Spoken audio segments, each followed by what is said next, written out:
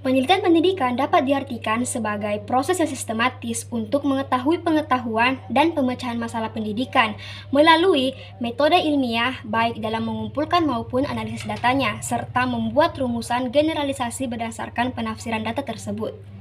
Assalamualaikum warahmatullahi wabarakatuh. Pertama-tama, saya ingin mengucapkan terima kasih kepada dosen pengampu mata kuliah penelitian pendidikan Ibu Nurani Suryaningsih Taufik, PMSI PhD, atas tugas yang diberikan kepada kami sebagai pemenuhan tugas ujian akhir semester pada semester 6 ini.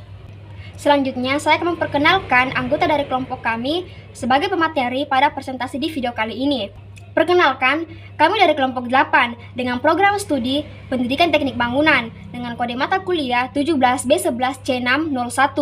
Untuk pemateri pertama bernama Ado Aksal Andi Afanaja dengan nomor induk mahasiswa 1721041017. Pemateri kedua bernama Indra Jaya Kusuma dengan nomor induk mahasiswa 2002015020007. Pemateri ketiga sekaligus moderator ialah diri saya sendiri, yaitu Musfir Febrianti Malik dengan nomor induk mahasiswa 2002015010114. Dan pemateri terakhir yaitu M. Najat Hilman dengan nomor induk mahasiswa 20020150103. Berikut tampilan PowerPoint yang akan saya bawakan pada video kali ini. Untuk materi yang pertama, kelompok saya sebelumnya dibagikan materi pada bagian 10 atau bab 10 dengan judul Metode Studi Kasus pada halaman 152 hingga selesai. Adapun sumber data khusus. Yang pertama, pihak terapiasi. Banyak aspek kehidupan subjek ditangani di sini dari perspektif informan yang sama sekali berbeda, sehingga peneliti menempatkan perbedaan dalam memisahkan fakta bias dan faktual. Yang kedua, laporan rektor. Sebagian besar informasi tentang kehidupan sosial dan intelektual berasal dari dokumen pemerintah. Yang terakhir, topik sendiri. Subjek sendiri kadang-kadang mungkin menjadi sumber informasi utama, namun hanya ada sedikit di sini yang dapat dipercaya. Adapun alasan studi kasus. Pada kebanyakan studi kasus, sekelompok peneliti bekerja sama untuk menggabungkan sumber daya mereka untuk mendiagnosis, memprediksi, dan menangani suatu masalah. Contohnya, sebuah tim yang terdiri dari guru, konselor bimbingan, pekerja sosial, psikolog sekolah, dan pihak-pihak yang lain berkumpul untuk membantu membimbing seorang anak yang bertindak antisosial untuk lebih memahami situasinya. Diagnosis dibuat dan langkah-langkah perbaikan disarankan. Langkah terakhir ini akan memastikan diagnosis. Jika pengobatan mengurangi gejala-gejala yang ada, maka dapat disimpulkan bahwa akar masalah telah ditemukan dengan benar dan berada di jalan yang tepat untuk diselesaikan. Adapun prosedur untuk studi kasus. Yang pertama, keadaan situasi saat ini atau unit fokus. Memiliki suatu kebutuhan perilaku yang memunculkan konseling non-direktif. Yang kedua, pengumpulan data merupakan fokus pada penemuan fakta yang dapat digunakan sebagai dasar untuk diagnosis atau identifikasi. Yang ketiga, penyesuaian konseling dan terapi. Hubungan fungsional antara diagnosis dan penyesuaian. Studi Rogers mengenai proses terapi berisi beberapa hipotesis yang didukung oleh bukti-bukti yang terus berkembang. Yang keempat, mengenai dan mengidentifikasi variabel penyebab. Rumusan teori atau hipotesis sebab akibat. Terdapat kriteria keberhasilan diagnosis dan teknis diagnosis. Yang kelima, program tindak lanjut.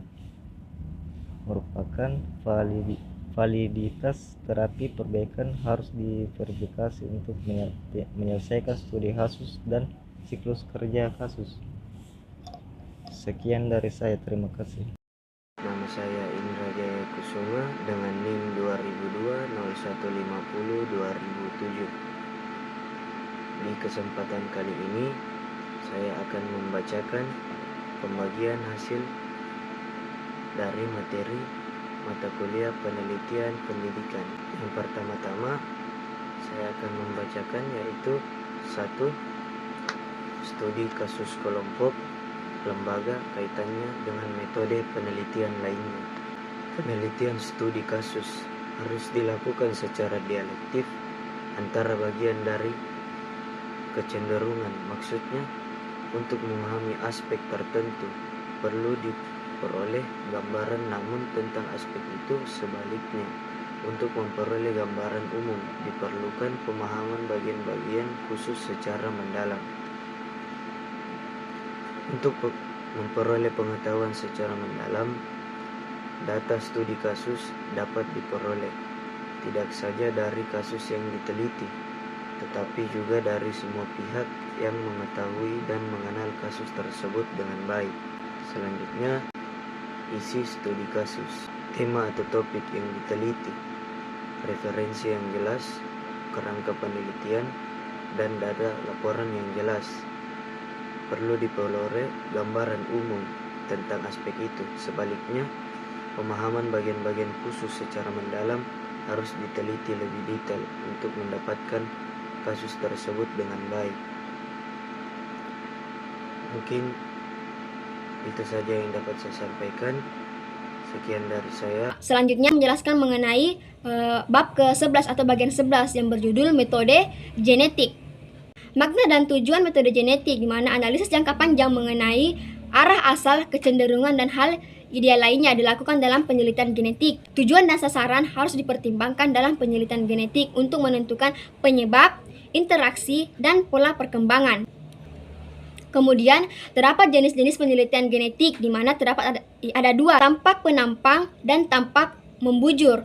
Untuk keuntungan dan keterbatasannya sendiri masing-masing memiliki hal tersebut, di mana untuk teknik penampang memiliki keuntungan menawarkan manfaat untuk mendapatkan data dengan cepat, efisien dari segi waktu, standar kebiasaan yang ada, dan sangat berguna dan lain-lain. Kemudian keterbatasannya tidak mempertimbangkan tahap perkembangan individu atau anak, tidak dapat digunakan untuk kebutuhan terapi orang tertentu dan lain-lainnya.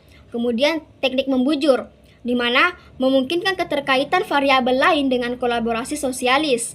Dalam pertumbuhan, menampilkan fase perkembangan anak, suatu objek dapat menjadi subjek, prediksi, dan lain-lainnya. Kemudian untuk keterbatasannya sendiri yaitu faktor-faktor seperti kematian, relokasi keluarga, dan penelitian tak terduga serta membutuhkan banyak waktu. Selanjutnya yaitu masalah penelitian genetik, di mana meluasnya isu-isu menunjukkan cakupan area tersebut hingga mengikuti evolusi proses psikologis pada hewan dari organisme bersel 1 hingga manusia. Berikut bukti kedalaman pendekatan genetik, yaitu hubungan antara perkembangan mental dan fisik. Ada beberapa area di mana metode genetik dapat diterapkan lebih cepat pada anak berbakat, kriminal, maladjusted untuk menentukan perubahan minat, kapabilitas, dan kemampuan. Kemudian sumber data genetik sendiri yaitu dapat ditemukan dari yang pertama tingkah laku anak saat ini, kemudian catatannya, kemudian yang ketiga introspeksi anak, keempat kenangan kehidupan anak yang berhubungan, yang kelima tindakan orang tua, yang keenam kajian genetik yang berurusan dengan urutan peristiwa, yang ketujuh penelitian genetik seperti wawancara, kuesioner, dan lain-lainnya. Kemudian yang ke-8 adalah pendekatan digunakan dalam kombinasi inquiry dan eksperimental. Untuk konsep penelitian genetik, yang pertama eksperimen menggunakan teknik kembar siam dan kelompok kontrol, yang kedua survei perilaku, dan yang ketiga studi kasus khusus tentang tahap perkembangan intelektual, emosional, dan fisik.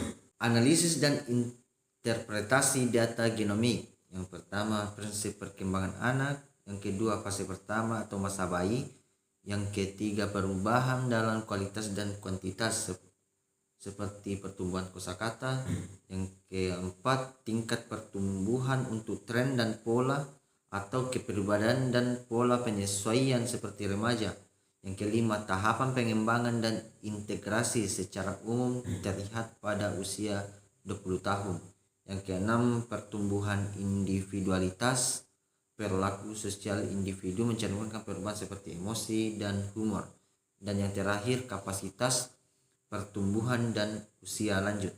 Nah, Untuk yang terakhir, penelitian yang dicari. Beberapa penelitian yang dapat disajikan pada metode genetik. Yang pertama, penjelasan menyeluruh tentang bagaimana suatu hal ini dapat diperoleh oleh anak.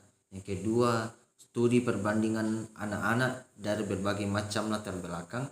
Yang ketiga, kajian mengenai keberhasilan program yang mendorong perkembangan anak. Yang keempat, evaluasi tentang bagaimana depresi dan masa perang berdampak pada perkembangan anak. Yang kelima, memberikan potret realistis tentang anak seutuhnya. Yang keenam, penyelidikan perubahan perilaku eksperimental. Yang ketujuh, aspek perkembangan kelompok homogen dan perilaku orang dewasa. Dan yang terakhir, lebih banyak pengamatan terhadap perubahan dan pertumbuhan. Baik, itulah tadi presentasi dari saya. Nah, dari pemaparan saya tadi, saya dapat menyimpulkan bahwa prosedur studi kasus telah diikuti secara ekstensif di dalam bidang-bidang berikut seperti hukum dan kenakalan remaja, kedokteran, psikiatri, psikologi, pendidikan, konseling dan bimbingan, antropologi, sosiologi, pekerjaan sosial, ekonomi, ilmu politik, administrasi bisnis, dan jurnalisme. Di mana sebelumnya itu terbatas hanya pada masalah ketidakmampuan menyesuaikan diri, seperti membolos atau gagal sekolah, rumah yang rusak atau dilanda kemiskinan atau komunitas yang kurang beruntung atau tidak berfungsi. Tapi sekarang pendekatan ini juga diperluas untuk menyelidiki anak-anak yang normal atau cerdas, intensi dan lembaga sukses, dan komunitas yang terorganisir dengan baik atau kelompok budaya yang berfungsi secara efektif. Kemudian selanjutnya mengenai kesimpulan pada bab ke-11 yaitu mengenai metode genetik ialah kepentingan penelitian genetik ini telah meluas melampaui penekanan awal pada pertumbuhan fisik dan anatomi hingga perkembangan mental, sosial, dan kepribadian, dan juga mencakup studi tentang faktor-faktor kasual serta norma-norma pertumbuhan dan urutan perkembangan. Ruang lingkup penelitian genetik untuk individu manusia mencakup proses pertumbuhan dan perkembangan dari konsepsi hingga penuaan. Itulah pemaparan presentasi terhadap materi kami pada ujian tengah semester sebelumnya yang telah diberikan. Akhir kata, saya perwakilan kelompok 8 mengucapkan terima kasih. Wassalamualaikum warahmatullahi wabarakatuh.